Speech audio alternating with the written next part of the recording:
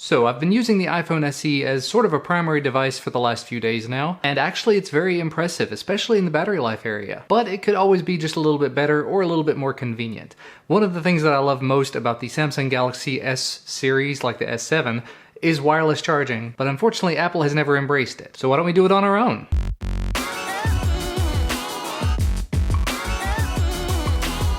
I did a quick Google search for iPhone SE Qi charging cases, and I found a bunch of different options, but I decided to pick this one up over on Amazon.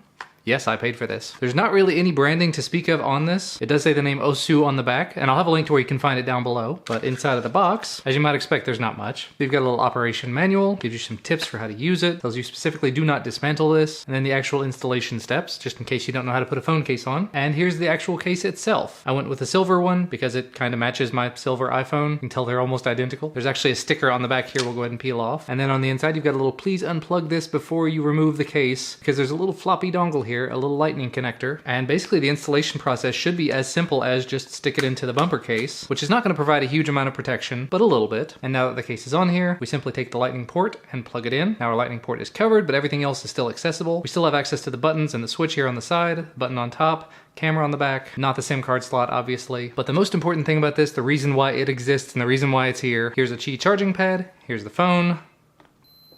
It beeped, which means that something got recognized. You can see it actually has a little blue light on it. Not working.